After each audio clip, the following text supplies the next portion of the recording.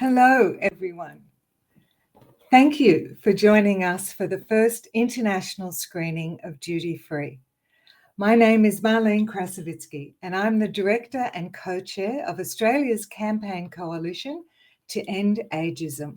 Every age counts. I am delighted to be your moderator today. I am joining you from Sydney, and it is an honour to be with you. Before we go any further, we suggest you use Firefox or Google Chrome for today's event. Also, you will need to make sure you are signed into the event to be able to participate in the live chat that will follow the screening. We ask that you please hold your questions until the panel discussion. Also, please use the campaign hashtag A World for All Ages to tweet during this event.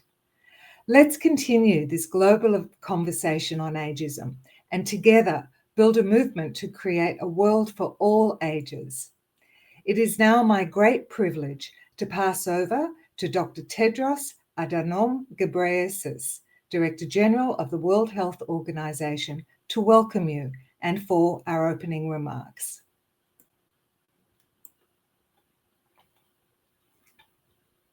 Dear colleagues and friends, it's an honor to host with IILO the international premiere of the film Duty Free.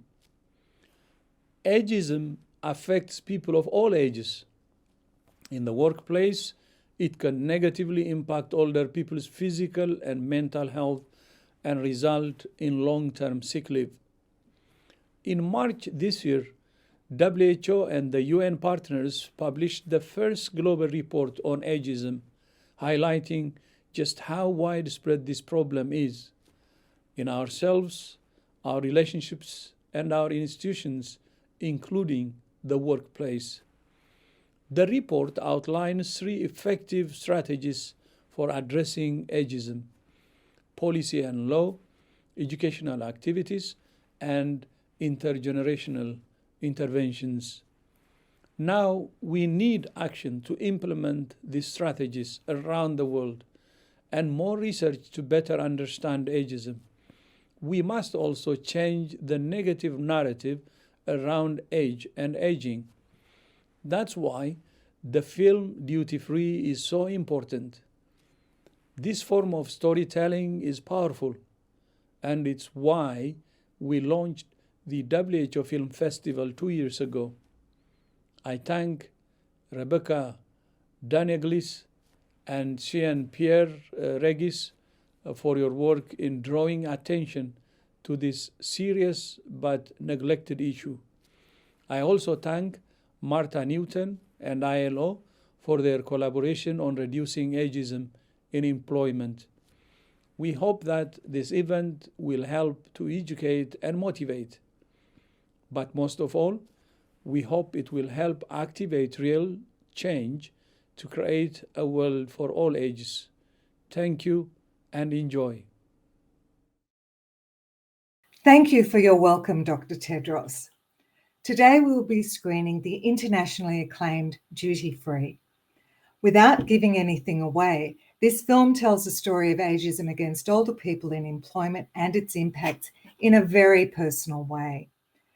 After the film, I'm delighted that we will be joined by Rebecca Danigelis, age activist and mother, Jean-Pierre Regis, Rebecca's son and the director of the film, and Martha E. Newton, Deputy Director of the International Labour Organization.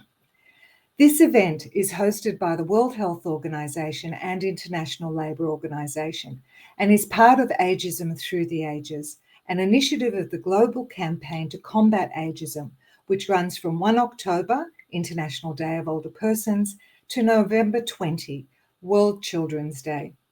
The global campaign to combat ageism aims to change the way we all think, feel, and act towards age and aging, and we hope that this film and our panel discussion contribute to this change. So it is my very great pleasure to invite you now to watch Duty Free.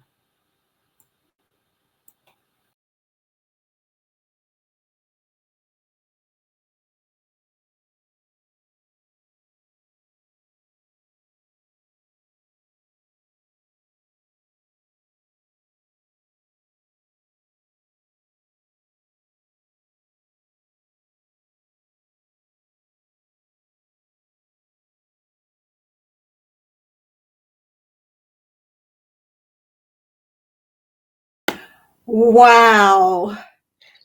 Wow. Bravo. Bravo. Oh my goodness. I hope you all enjoyed Duty Free. I certainly did. It's a film that touches my head and my heart. So thank you. Okay, we're joined by our panelists today. Thank you for joining us. It is now my great pleasure to introduce you to our panel. You can find detailed bios on Rebecca, Martha, and Jean-Pierre in the chat. We have, of course, just met Rebecca Danigelis. Since Duty Free's theatrical premiere, Rebecca has given talks on ageism, economic insecurity and care for AARP, the National Council on Aging, the American Society on Aging, Circle, and many more. Martha E. Newton is Deputy Director General for Policy at the International Labour Organization. And of course, Jean-Pierre is the filmmaker who directed, produced, self-distributed his debut feature documentary, Duty Free. Welcome, Rebecca. Welcome, Martha. Welcome, Jean-Pierre. It's just a joy to be with you. Now, before we start our panel debate, may I remind everyone that you can now ask your questions in the live chat. To do so, please make sure that you're signed into the event. We also encourage you to use the campaign hashtag A World for All Ages, to continue tweeting during the panel debate. So let's start our discussion with a question for you, Rebecca. Rebecca, when I watched you in your role as housekeeping supervisor, I saw a woman at the top of her game, highly skilled, proud, attentive, and connected to her staff. You did your job to the highest standard. Over the years, this had been recognised and you were given more and more responsibility. But that all changed, and it's hard to see you being fired as anything other than ageism. You began to be treated differently because of your age.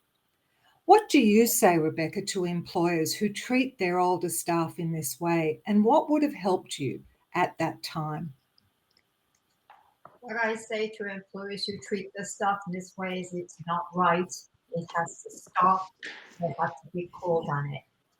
You know, I never considered myself old. I never considered doing anything but working forever until they carried me out in my box. So, but suddenly I started noticing things, and this has not only happened to me, but to people I know, and also people who have written to me as a result of this movie. Mm-hmm. There were signs that were like, please can you send me a copy of your training manual? Where are the schedules that you instituted? What is the housekeeping system here? May I have a list of the vendors and all this technical stuff?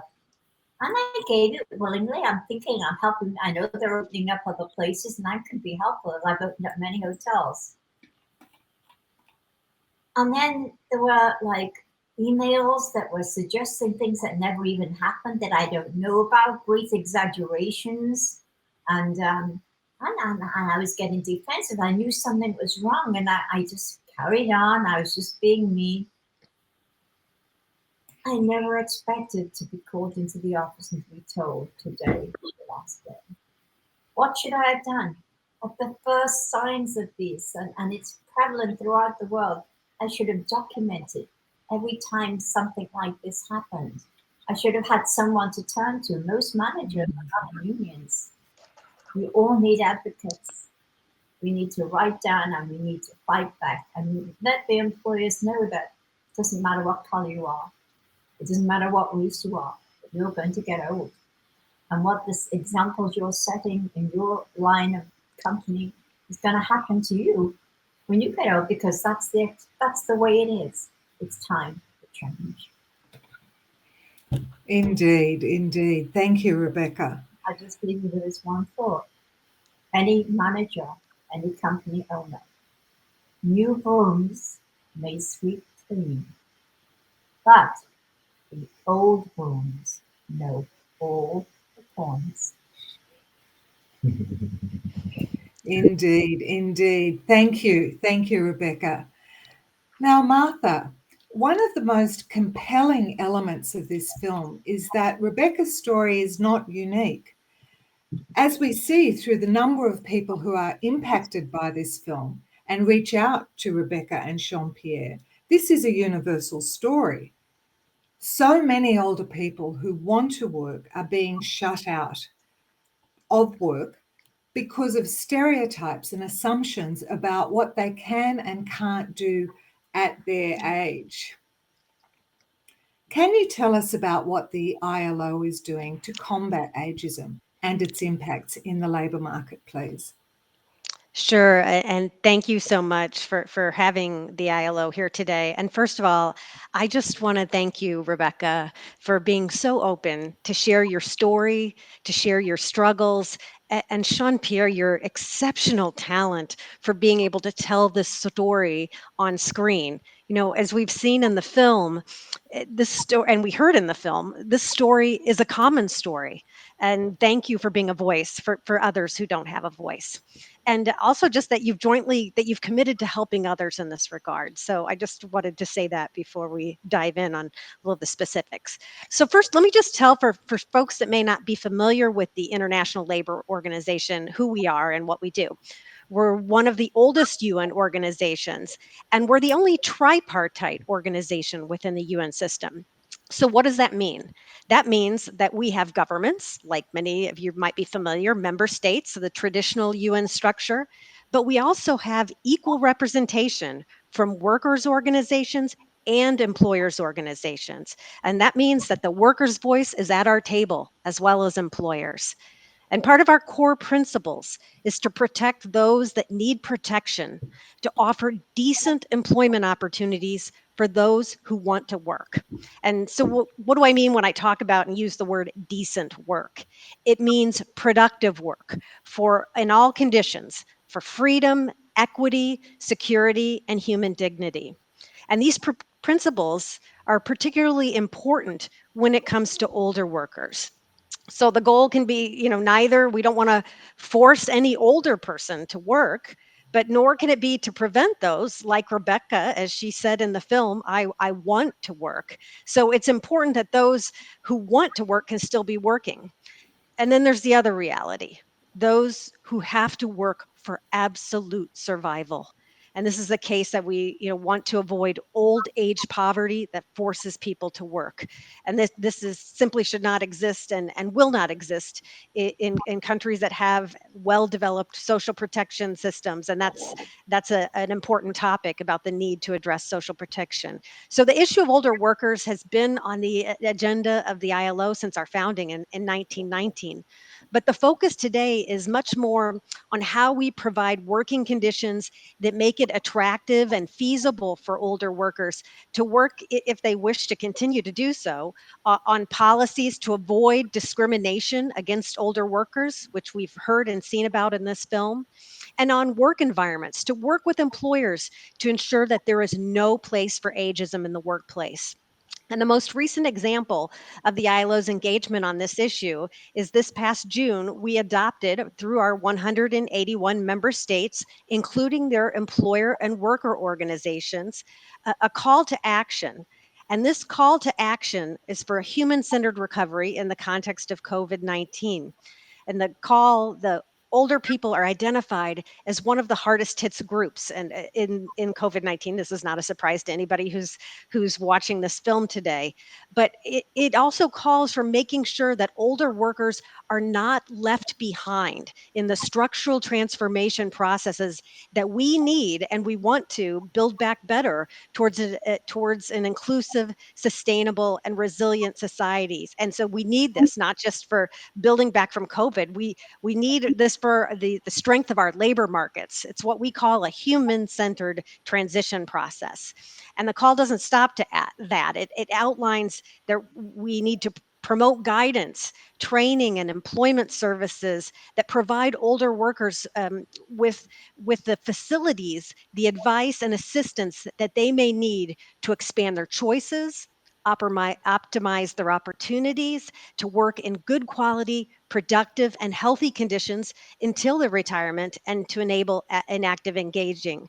So I know, Rebecca, that we've heard from you that these are some of the tools that you wished you had when you initially went through this situation. And there's solid reports, and the Global Aging Report is one of those reports on what we need to be doing. But we still really don't know enough about older workers and their needs, and about the needs of enterprises to profit from the potential of older workers, and about policy frameworks that will help avoid ageism in the workplace. So this is why at the ILO, we put a lot of our effort into research, partnership building, policy dialogue, and capacity building. We still have a long way to go, but we've made enormous progress. And just quickly, our research findings are helping us to overcome stereotypes that are often the main reason why older workers are pushed out of labor markets. So did you know, for example, that older people who open businesses are more successful than younger people? Our research shows us that. Do you know that there's no difference between productivity levels of older people compared to other age groups over longer periods of time? And did you know that older people are just as capable as learning new things as long as the learning path is not interrupted? So we're talking about lifelong and ongoing learning skills. And then there's just finally another assumption that we need to refute. Political debates, this argument that when you assist an older worker in finding or staying in a job market for longer, that maybe you're taking away chances from younger workers. And that's simply, our research shows that is not the case. On the contrary, we see unemployment and inactivity go up and down in parallel for young and old people in a majority of countries. But the message here is that young and old people don't push each other out of the labor markets. And the healthiest labor markets are those where vulnerable groups, including the older segment of our society, are included and can contribute to the well-being of societies through their work. So, these are some of just the top line important messages that we need to get out. And our conversation and this beautiful film is helping us do just that. Absolutely, absolutely, Martha. Thank you. Let's put all of those facts on bumper stickers and display them proudly. Anyway, Sian-Pierre, just picking up on that point Martha made about stereotypes, we see and hear lots of stereotypes being applied to older people and work. For instance, older workers are no good with technology, they're stuck in their ways, just on a path to retirement. How do we change those negative assumptions and narratives about older people and work? Yeah, that's a great question. And thank you for allowing us to be here and to screen this film internationally. It really is such an honor to do it alongside the World Health Organization, IILO, Marlene, your work. Just very thankful. So, it's a great question. There are a few different sort of answers or prongs for me. The most important thing to me is that we acknowledge that ageism is pervasive, right? Like, we acknowledge that it is in the jokes that are made around lunch tables everywhere. It's in the ads that we're served. It's the ways that we are hyper-targeted on Facebook or not hyper-targeted on Facebook for potential jobs by employers. And we need to call that out at every turn. In the States, we are having a large conversation now, and a really important conversation around race, and calling that out at every turn. It is so important that we do the same around ageism. We also need to understand this fact that, like you see in the film and with my mom, most older people are curious and malleable and bright, and they have skills, right, that are extremely transferable between jobs. And frankly, many of them in my mom's generation have a really high emotional intelligence and EQ, right? And to Martha's point, research shows that older workers and younger workers together have been found to improve organizational performance. There's less employee turnover, and yet in the States, particularly with diversity, equity, and inclusion programming, only 8% of employers are including age in that programming, right? So it's happening everywhere around us, and yet we're not discussing it in our workplaces as part of DEI.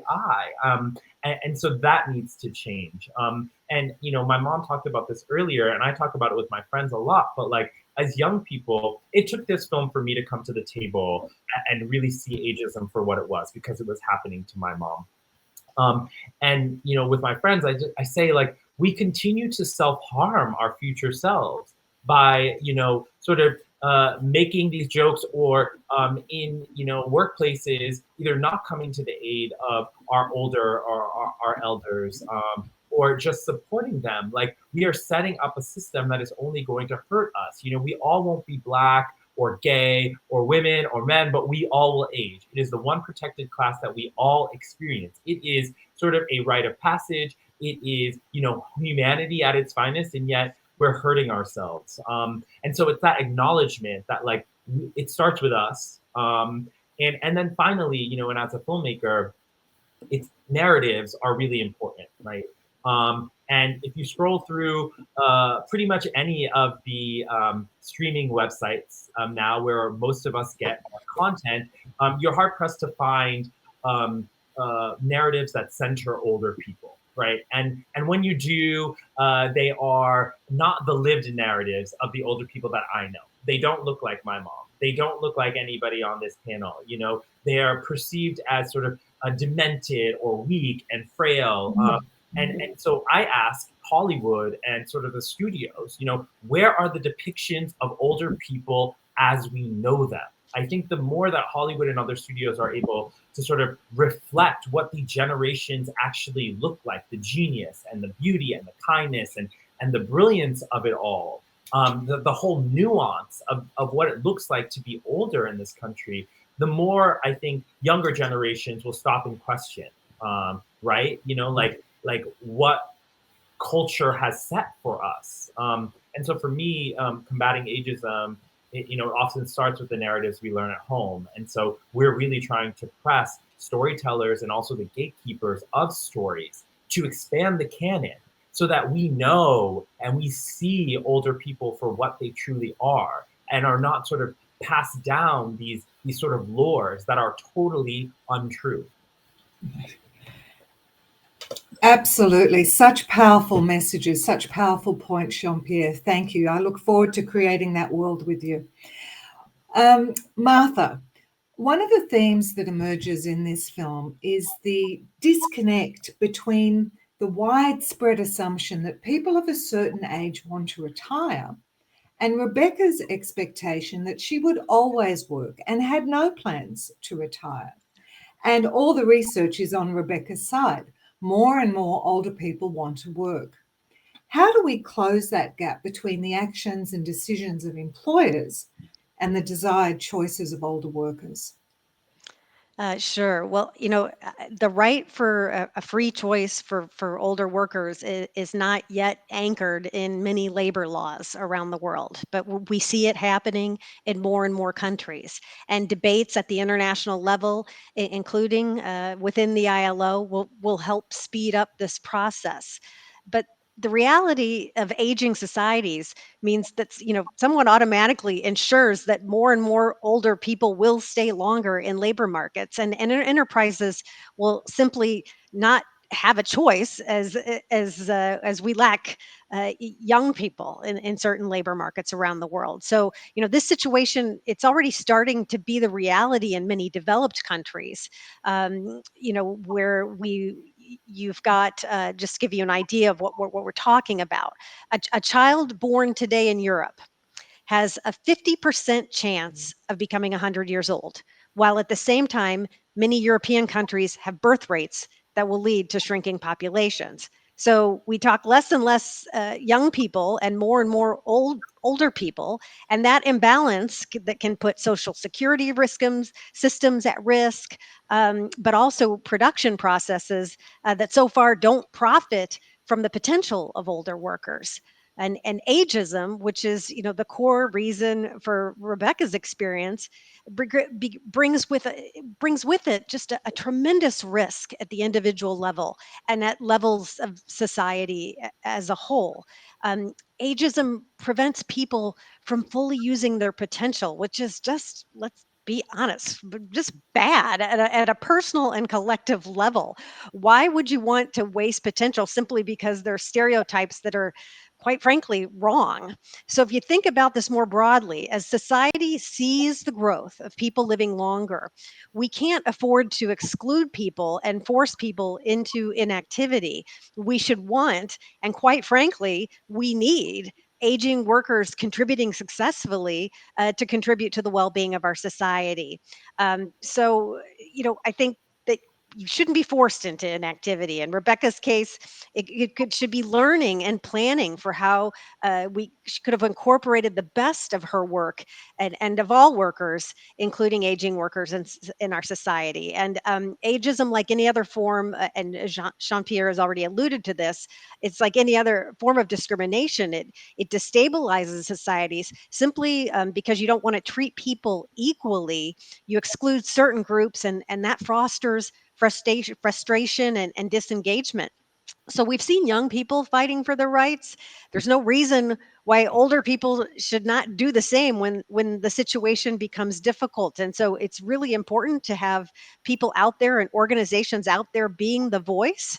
And the time is ripe to bring these policy discussions into the forefront in our respective countries around the world. And Jean-Pierre, I think I saw somewhere where you were interviewed with your mother, and you indicated that landing this film at this particular moment. And I couldn't agree with you more about our opportunities to be able to advance this discussion in a way that makes a real difference in real people's lives. Absolutely. And thank you again to the IILO and WHO for enabling us to do just that here today. Okay, so Rebecca, Jean-Pierre, a question for both of you now. How are you both continuing this work against ageism in employment? Yeah, I guess I'll start. We have had so much success with this film, particularly in the States. We have 75,000 followers across socials. We were, press everywhere, a #1 Apple News story. And so we really realized how my mom's story, by her sharing her story honestly and genuinely, how that has opened up the conversation here in the States for other people to come forth and tell their story. And so we're really wrapping our arms around this film and bringing this film into communities via our impact campaign to make sure that, the right audiences are watching it. And so we're showing it in high schools. And I saw in the chat, somebody was saying, we should show this in high schools. And we're showing it in high schools throughout the States. We're showing it at senior centers. We're showing it with HR and other employers so that both young and old people sort of see themselves in the film and the connections that bind them together. We're hosting dozens and dozens of private screenings globally, which there should be information in the chat, or you can go to dutyfreefilm.com to sort of sign up for a private screening. But we show the film, and then we have a discussion guide after, which allows people to really sort of start thinking about their own biases and sort of create solutions for how they can be or combat ageism in their everyday. And you mentioned AARP earlier. That's the huge organization here in the States around retired persons. And we did a screening of the film for them, and it was the second most watched in their history. And that's what this film is able to do, is able to sort of activate audiences, both young and old, to sort of have that first conversation around what it looks like to be older in the society, both from a financial standpoint, but also from a social standpoint. And to have younger and older people have that conversation has been really helpful. Some 94% of people who've watched the film feel like they have the step forward for how they can care. For either the person they love or a coworker. Some 95% of people admit that, that they now see ageism in a new light after having seen this film. And so we're really using this film to start conversations.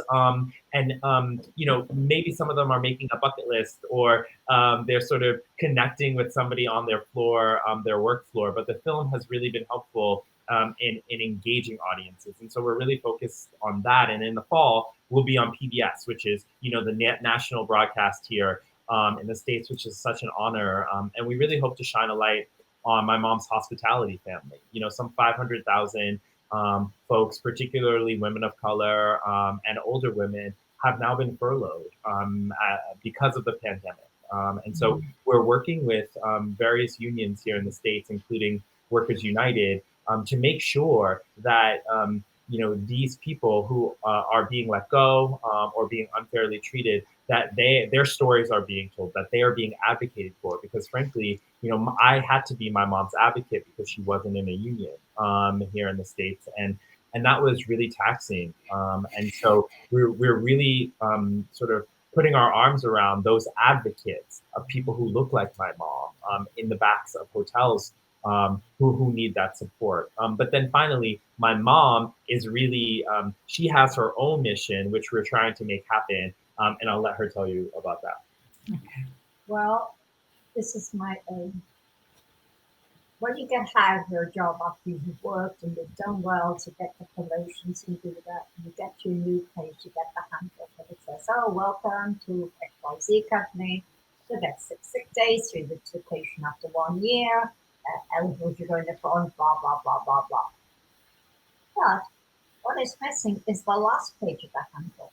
I want to see the last page of the handbook where it says, "On your last day of work, this is what you may expect under the following circumstances." For example, in my case, you'll be restructured. You will receive 60 days notice of such restructuring. You will receive so much money. You will have help from human resources in training for another position. You will be referred to maybe even a lesser position in the company, but we value your work. You will not just be let go with 2 weeks pay and say thank you for your kind work. That's right. We're looking for like an employer-employee relationship that, as we were talking about earlier, is a bit more balanced, right? We have older workers. I mean, they thought they could get rid of my mom with 2 weeks pay because in society, she's invisible. Who was going to take care of her? How is her story going to get out there, right? That's happening to older people across the country. Where's that last page in a handbook that is a commitment from the employer to say, this is what you can expect, so that it is done right. So employers are doing right by their older workers. And so we're working with finding organizations who are willing to test out that last page in a handbook and see how successful it really is. Wow, with this groundswell around this issue and that powerful film, Rebecca and Sian-Pierre, and the work of the IILO and the WHO and all of the other activists and advocates around the world, I have no doubt we will see positive change. So thank you. Thank you very much, panel. Now, despite this being a virtual event and none of us having any face-to-face contact, we will not miss this chance to get some feedback and questions from you, our audience. I can see that Duty Free has touched a nerve with our audience, and we've had many questions and comments coming in. The chat's been flying. So allow me now to put some of the questions from the audience to you. Now, the first question is, what can we do if we don't have family support and resources? Not all of us have advocates. Anybody on the panel want to take that? Sure, I can speak to that. So first of all, if you don't have an advocate, it depends where you are in the world and where there are civil society organizations. You can also contact us here at the IILO, that we can point you in the right direction where you and your country might be able to seek those appropriate services. Overcoming ageism at the workplace, this is not an easy task. task. And so part as what we're working on the ILO is this comprehensive approach that's part of what I refer to as a human-centered decent work approach. You can't have these policies without the impact of people, right? So one of the important things that we're focusing on, and Sian-Pierre has just alluded to it, is we have to have employers and workers organizations need to have representative age structures among their members that reflect the age reality within a society as well. So social dialogue counts for all types of dialogue. We need to make sure that older people have a voice at the table.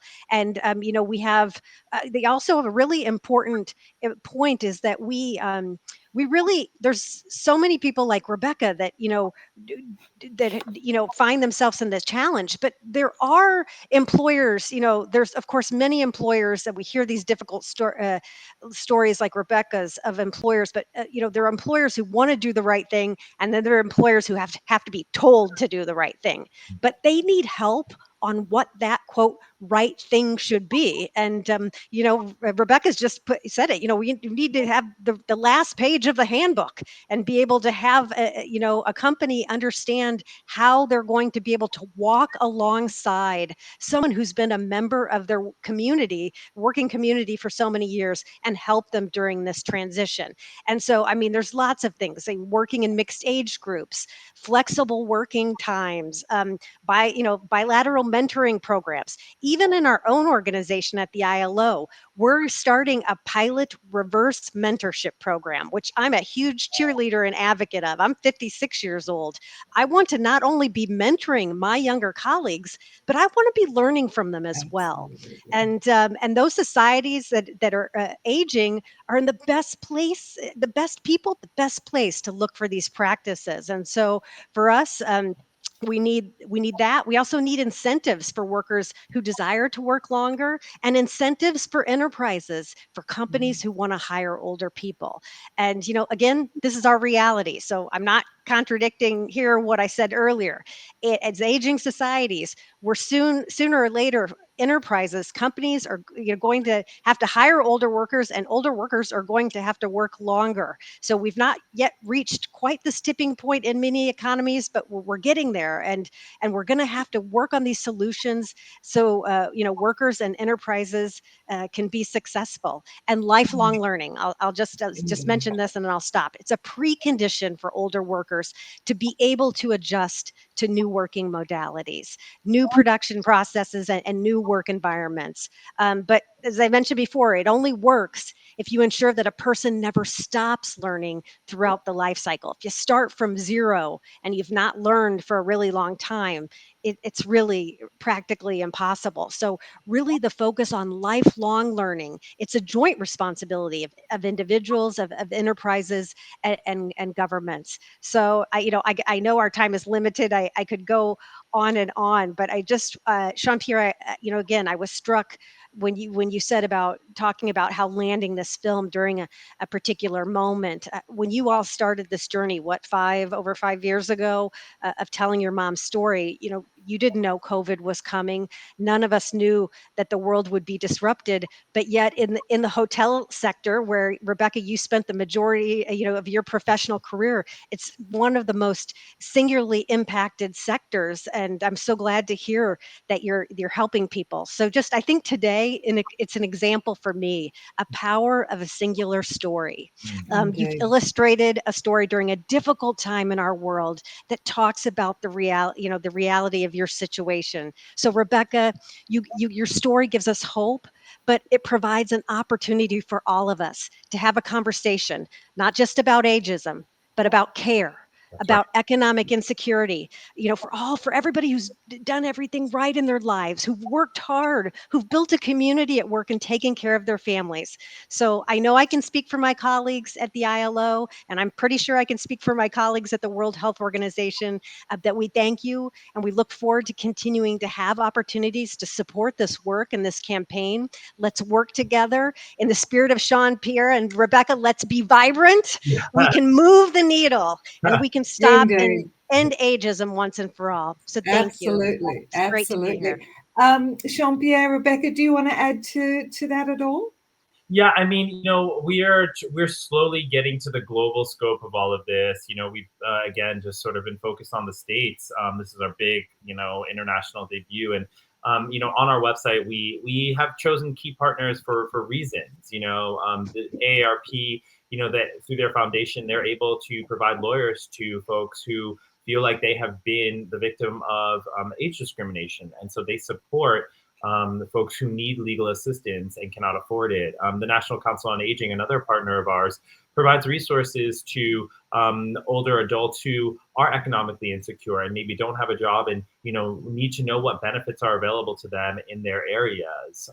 And so Justice in Aging fights for legislation on behalf of older people, and our big support is the sort of the care package that's going through our Congress right now. And so anyway, I say that all to say that, a lot of times we think that we don't have advocates because they aren't in our line of view. They aren't our neighbors, or we feel as if they're not our neighbors or somebody that we can call. But there are advocacy organizations that fight all different types of aspects as it pertains to ageism, and get workers in the States at least what they need. And as I said before, if you are working and there are unions available in your line of work, we're working with Workers United, but there are tons of unions out there that support and advocate on behalf of older workers. And I love that there is this more in the States, particularly this resurgence of belief and what unions can do, what advocates like that can do on behalf of the worker,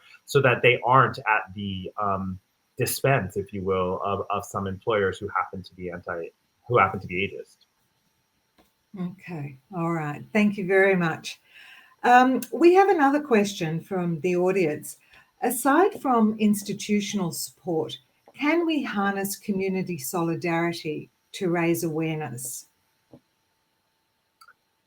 I would say yes. I mean, in our case, to have our trailer be seen 38 million times on Facebook, to have it shared, some 200,000 times, to see those stories pour in of people whose narrative reflected my mom. I mean, that is what creates sort of this groundswell. That is what that put the wind at our backs to make sure that this film was told, that this film was seen. And those comments continue to pour in. And I think oftentimes we live life in silos. We think that what's happening to us is only happening to us, when in fact it's happening to somebody down the street or in another neighborhood across the world. And the more that we can share those stories, the more that we can say, I see what happened to you, and this is what I did. These are the resources that are available to you in your area.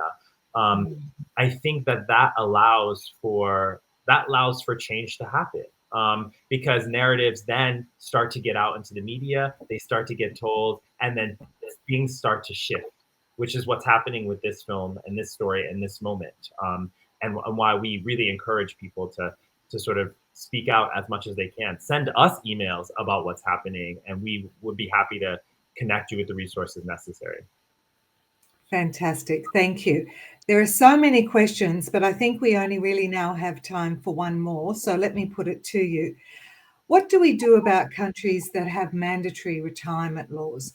That is, the laws that specify a retirement age, irrespective of whether a person wants to and can continue to work.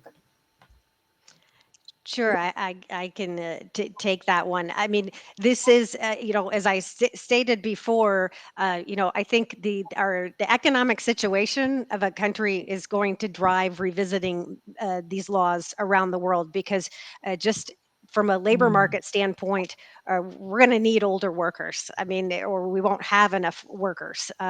So I think, as we're working forward on, looking at these issues, it's really important to have a community-based approach.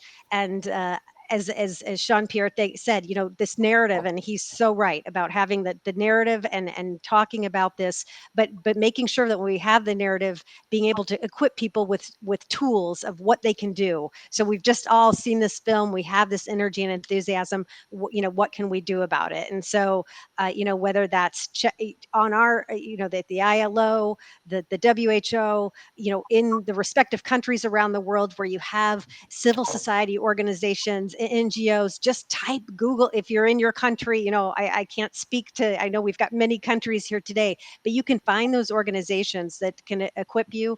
We'll be happy to help at the IILO. And, we look forward to continuing to work with everybody. It's just been so great to be a part of this today.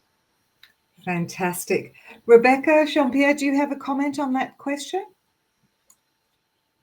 That is a question that we're still sort of learning more about. There is no, I think that the largest sort of aha moment for me, and you can speak to this if you want, Mom, but is that, and this is to Martha's point too, in America, we have 10,000 people who are turning 65 or older every day. There are more people older than 65 than under 18. And so, that metaphor of sort of a ship, being imbalanced, I mean, we are going to have to address and allow older people to work to their full capacity for as long as they want or wish to, from not only a humanity standpoint, but really from a bottom line and perspective standpoint now, a practical standpoint rather, given that there are older people who will need jobs, and there are jobs that will need people. And so, I think that it will have to be balanced, and those rules will have to change just by way of the way the world is moving. Absolutely. Thank you. Thank you so much. Wow, I feel like we could go on and on. There's so much to talk about, so much energy and richness, but I do need to bring the session to a close. So thank you, Rebecca. Thank you, Martha. Thank you, Sian-Pierre, for your rich and diverse perspectives and your wisdom. May I also thank the World Health Organization and the International Labour Organization for hosting this event and for this wonderful opportunity you've given each of us today. Thank you also to each and every one of you around the globe for joining us today and for contributing to the debate with your questions and your comments. I have no doubt this conversation will continue. Ageism is so pervasive and insidious, and its impacts are so real, and they can be devastating, as this important and beautiful film shows. I hope that Duty Free and the wisdom offered today by our panelists helps you better recognise ageism and has given you some ideas about what to do about it. One of the ways you can continue to be involved in this movement is through the initiative Ageism Through the Ages. There is more information about it, including upcoming events and available resources, on the link provided in the chat. You can also find more information about the global campaign to combat ageism and the film Duty Free by clicking on the other links that have been provided in the chat. Thank you, and let's continue this journey together to create a world for all ages. Farewell. Bye. Thank you. Bye. Thank you. Bye. Thank you.